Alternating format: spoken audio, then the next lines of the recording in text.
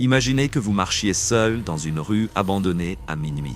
Un silence lourd vous entoure, l'air est immobile et les bâtiments autour de vous se dressent comme de faibles ombres sous les réverbères à peine allumés. Rien d'autre que le bruit de vos pas résonne sur le trottoir humide. Puis soudain, vous entendez un autre ensemble de pas. Ce ne sont pas les vôtres, mais de vrais pas qui vous suivent de près. Vous vous arrêtez et le bruit disparaît. Votre respiration s'accélère alors que vous tournez lentement la tête pour vérifier derrière vous, mais il n'y a personne. Pourtant, quelque chose ne va pas. Une sensation de froid grimpe le long de votre colonne vertébrale, comme si des yeux invisibles vous observaient depuis l'obscurité.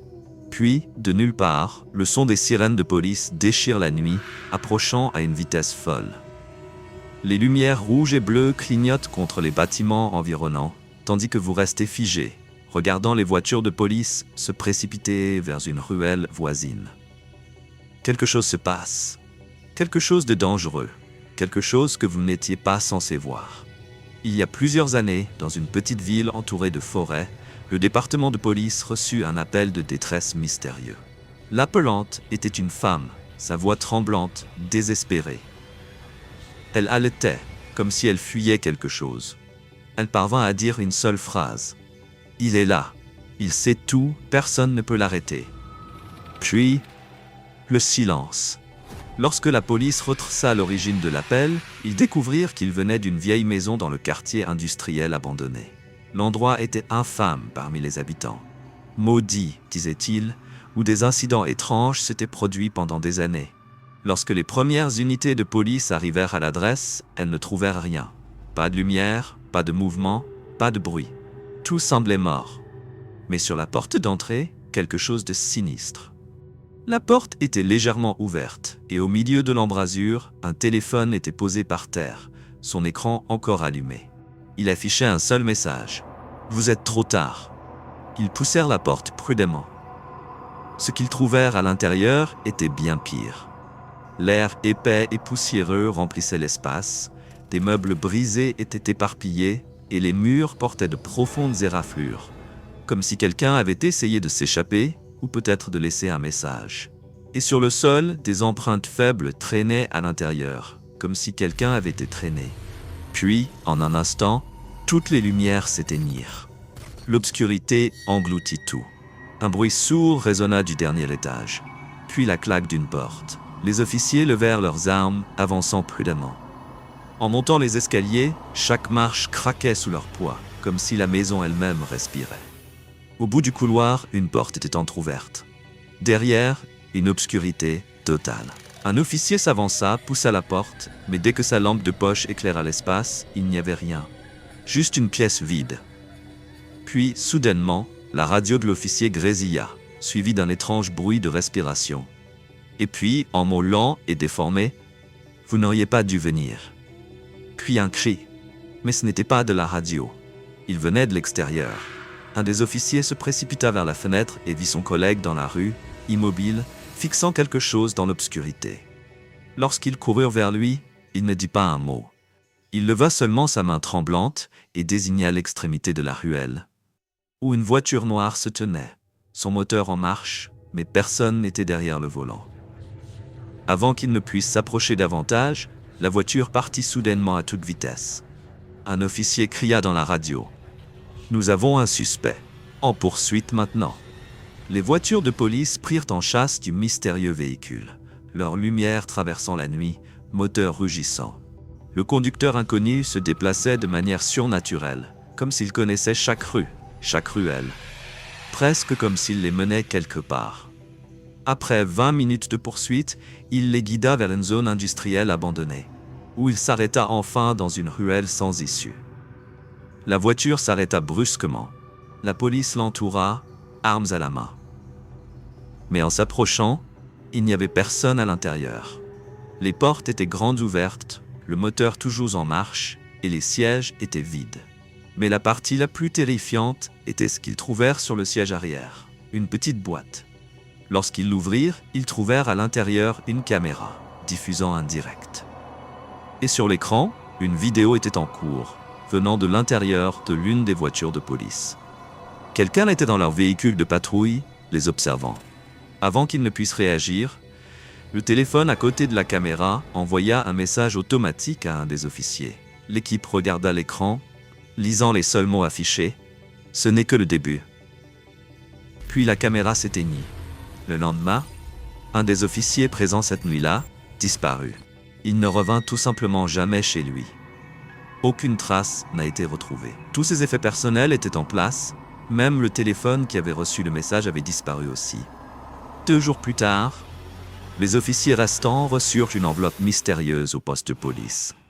À l'intérieur, il y avait une photographie, une prise ce même soir. Mais ce n'était pas n'importe quelle photo. Dans le coin de l'image se tenait une silhouette en manteau noir, loin au fond, fixant directement l'appareil photo. Il n'y avait personne d'autre ce soir-là. Qui était-il? Et pourquoi les regardait-il?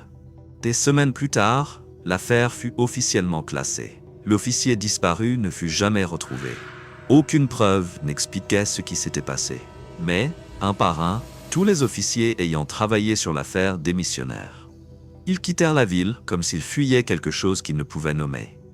Puis, 6 mois plus tard, ils retrouvèrent l'officier disparu. Ou du moins, une partie de lui. Au fond d'une forêt abandonnée en périphérie de la ville, un chasseur tomba sur sa veste de police posée par terre.